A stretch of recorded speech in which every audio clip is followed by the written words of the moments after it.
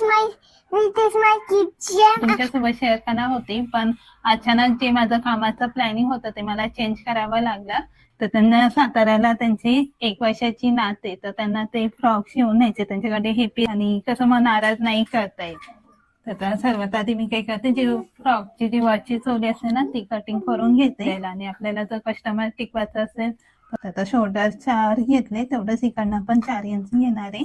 8 inch उंची आणि 1 inch वाढून घेते शिलाई मार्जिंग साठी. त्याच्यातून फक्त अर्धा इंच इकडनं कमी घेते. आता इथे ही जी पट्टी निघाली ना ह्याचा आता याच्यातले दोन्ही सेम तर नाही स्टिच करणार, एकाला प्लेट मध्ये बनवणार आहे. आता इथे जी स्कर्टची उंची आहे ना ती पण 10.5 घेणार आहे. तिकडे माझे दोन्ही ड्रेस तयार आहेत.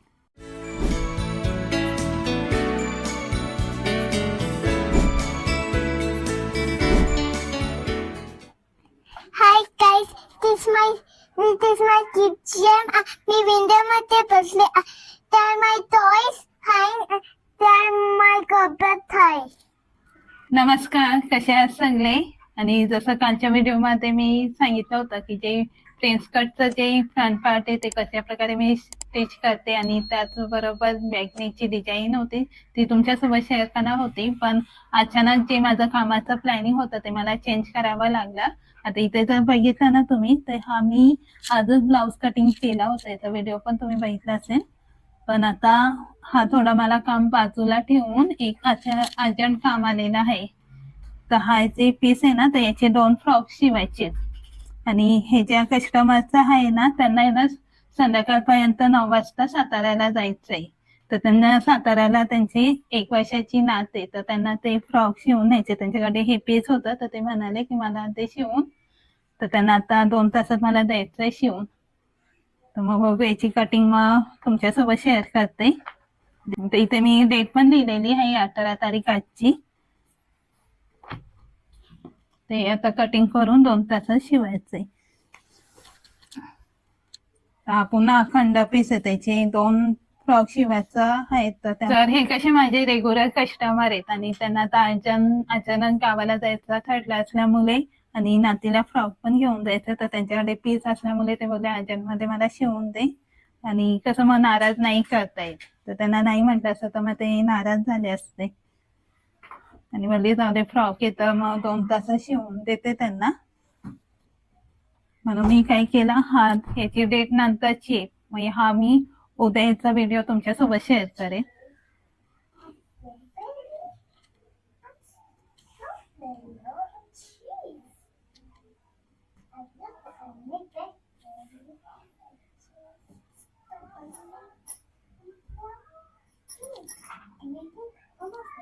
तर सर्वात आधी मी काय करते, जी फ्रॉकची जी वरची चोली असते ना ती कटिंग करून घेते.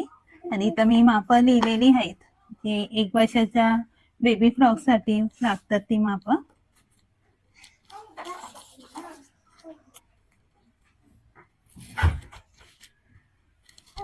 तर हा अखंड पुन्हा पीस होता तर त्याचे समान 2 भाग करून घेतले. आता एकाला डिझाईन मध्ये करणार आहे ना एक सिंपल करणार आहे.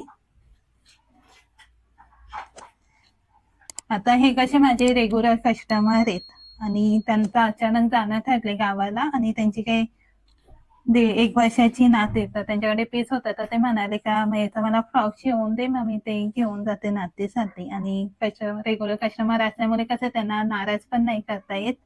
आता म्हणते जाऊ दे 2 तासात मग त्यांना देते शिवून.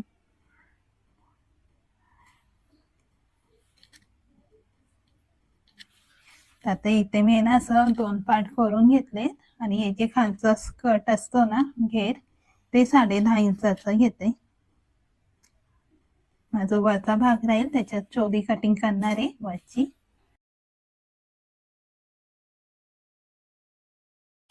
आता कोणाचा काही प्रॉब्लेम असला किंवा अचानक जाणं असलं तर मग त्यांना अर्जंट काही लागतो शिवून द्यायला आणि आपल्याला जर कस्टमर टिकवायचं असेल तर मग थोडं मॅनेज करून किंवा आता मी माझं जसं प्लॅनिंग होतं तर ते चेंज करून त्यांचं आता पुन्हा करून देते.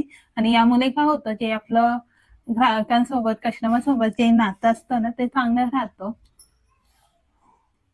म्हणजे त्यांना पण कसं मग आपल्याबद्दल आपुलकी राहते का नाही, मला जेव्हा अर्जंट पाहिजे तेव्हा कपडे दिले शिवून, मग ते ना इतर आणखीन कस्टमर आणून सुद्धा देतात. मग यामध्ये ना आपलाच थोडा फायदा होतो. तर आता शोल्डर 4 घेतले, तेवढंच इकडनं पण 4 इंच घेणार आहे. इकडनं पण 4.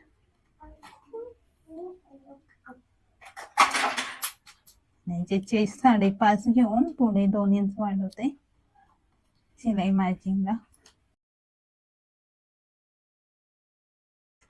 हा 1 वर्षाचा बेबी फ्रॉक असल्यामुळे इथं मी शोल्डर 4 घेतले, आर्मवर पण 4 घेतले आणि जी चेस्ट आहे ती 5.5 आणि 2 इंच शिलाई मार्जिन वाढवून घेतले. आणि त्यानंतर उंची 8 इंच उंची आणि 1 इंच वाढवून घेते शिलाई मार्जिन साठी, म्हणजे 9 इंच.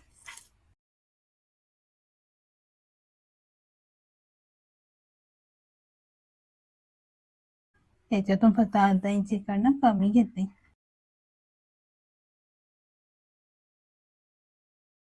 जेवढं चेस्ट घेतले ना त्याच्या अर्धा इंच कमी करून कमर घेते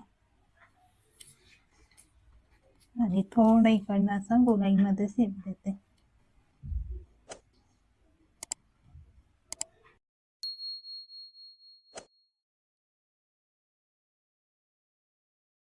आता इथं ही जी पट्टी निघाली ना, ह्याचा मागचा बेल्ट बनवणार आहे. म्हणजे हा पूर्ण फॅब्रिक आहे, त्याचा पुरेपूर वापर होणार आहे, कुठेही कपडा शिल्लक नाही राहणार.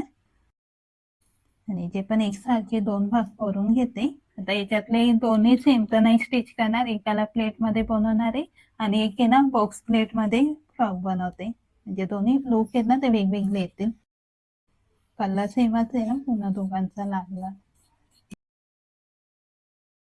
आता हा जो वरचं जे टॉप कटिंग केलंय ना, तो त्याच्यावरती ठेवून सेम कटिंग करून घेते. म्हणजे पुन्हा माप काढायची गरज नाही राहणार, एक साथ दोघांची पण कटिंग होऊन जाईल. जसे कसे अर्जंट कपडे जर आलं ना, तर ते जे प्लॅनिंग असतो ना दिवसाचा, तेव्हा थोडासा चेंज होतो. आता मी का हा आधी शिवायला घेतला, कारण की तो डिझाईनचा ब्लाऊज आहे आणि डिझाईन करायला भरपूर वेळ जातो. म्हणतात तो करण्यापेक्षा आधी हा करते, म्हणजे हे लवकर होऊन जाईल फ्रॉक शिवून.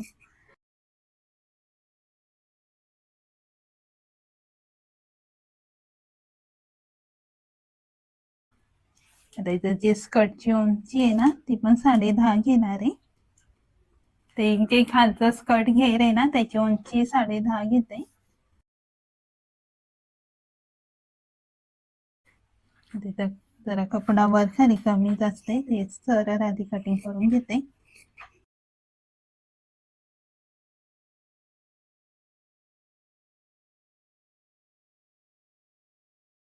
आता हा जो आहे हा बॅक पार्ट आहे आणि हा आहे हा फ्रंट पार्ट आहे. तर फ्रंट पार्टला जो पुढचा आहे त्याला आणखीन थोडा आतला शेप देते. आणि त्यानंतर मग जे पुढचा गला आणि मागचा गला आहे ते वेगवेगळे आहे. पुढचा गला आहे तो किती 4चा घेतलाय.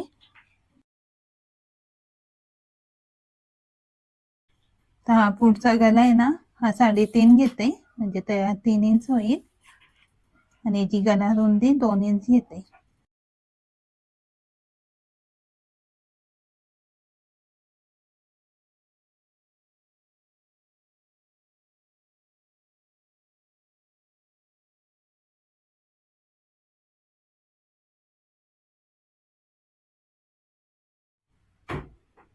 आता पुढचा जो गला होता तो 3.5चा घेतलाय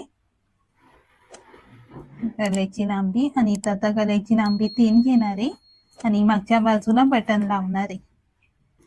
तर ते पुन्हा स्टिच केल्यावरती मी त्याचं फायनल लुक तुम्हाला दाखवेलच. आणि मी मागे पण एक फ्रॉक दाखवला होता, त्याची डिझाईन मी स्वतः तयार केली होती. तर तो व्हिडिओ नसेल भेटला तर तो पण व्हिडिओ बघा. आणि त्याच्यावरती एका ताईने कमेंट्स केली होती का मला फ्रॉकच्या कटिंगचा व्हिडिओ दाखवा म्हणून. तर त्यासाठी मी याचा व्हिडिओ सुद्धा तुमच्यासोबत शेअर करते.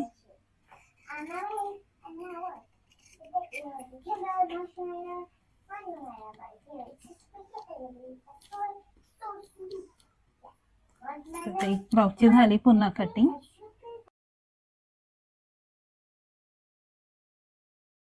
तर हा बॅक पार्ट आहे, इथं बॅक पार्टचा बी काढलाय आणि हा फ्रंट आहे, त्याला पण इथं थोडा शेप देते पुढचा.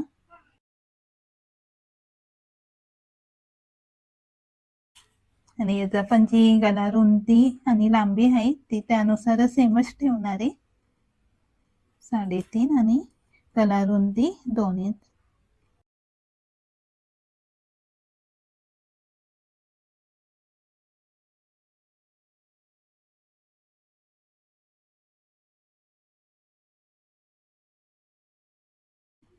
त्याचा जो फ्रंट नेक आहे तो मी थोडा वी शेप घेतलेला आहे, त्याचा गोल घेतलाय, याचा वी शेप घेतलाय.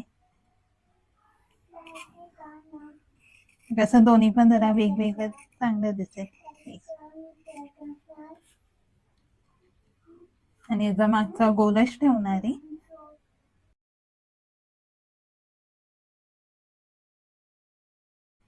त्याचा जो गला आहे हा वी शेप मध्ये घेतलेला आहे. सेम त्याचा जे माप घेतला आहे गल्याचा ते सेम इथं पण गल्याचा माप घेतला आहे. 2 इंच गला रुंदी आणि गला लांबी 3.5 पुढच्याची आणि मागच्याची घेतली 3 इंच. आणि याचा मागचा गला पण गोलच ठेवणार आहे. त्याला पण मागे बटन लावणार आहे.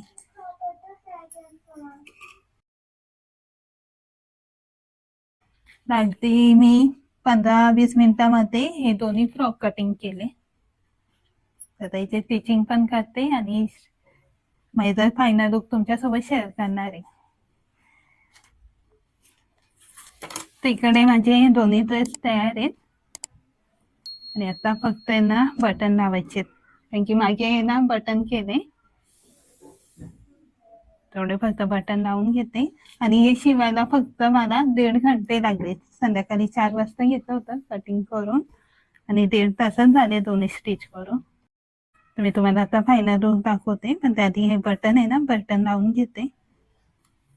तिकडे दोन्ही ड्रेसला मी बटन लावून घेतले आणि आता तुम्हाला याचा फायनल लुक दाखवते. हे बघा, हे 1 वर्षाच्या लहान मुलीचा फ्रॉक आहे आणि सिंपल मध्ये, आणि त्याला ग्रीन कलरची छान अशी पाइपिंग केले.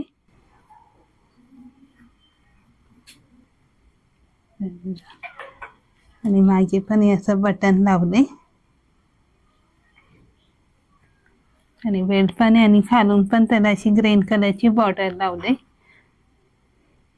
आणि दुसरा पण दाखवते. हा बघा, हा बॉक्स प्लेट मध्ये जी डिझाईन केली सिंपल मध्ये, म्हणजे डेली यूज त्यांना घालता येईल असा. पाठीमागून असं. आता याची शिलाई मी नाही सांगत, ह्याची दोन्ही फ्रॉकची शिलाई किती घेतली पाहिजे हे तुम्ही कमेंट्स करून सांगा. तशा प्रकारे मी 1.5 तासात पुन्हा 2 फ्रॉक तयार केलेत. आणि कस्टमरने सांगितल्याप्रमाणे सिंपल मध्येच, कारण की 1 वर्षाच्या मुलीसाठी साधे सिंपलच पाहिजे होते, तर तसे ते दोन्ही शिवले. दोघांना वेगवेगळा लुक दिलेला आहे. एकाला बॉक्स प्लेट बनवले आणि एकाला प्लेट साधे प्लेट मध्ये बनवले. तर दोघांचा लुक वेगवेगळा दिसतो, कलर जरी सेम असला तरी. आणि आजचा हा व्हिडिओ आवडला असेल तर लाईक करा, सबस्क्राईब करा, बेल आयकॉन वरती क्लिक करा. आणि तसंच उद्याच्या व्हिडिओमध्ये मी तो प्रिन्स कटची जी डिझाईन आणि फ्रंट पार्ट कसं स्टिच करणार आहे ते उद्याच्या व्हिडिओमध्ये तुम्हाला बघायला भेटेल. आणि भेटूया लगेच उद्याच्या व्हिडिओमध्ये. तोपर्यंत तुमची काळजी घ्या, आनंदात राहा. Bye bye.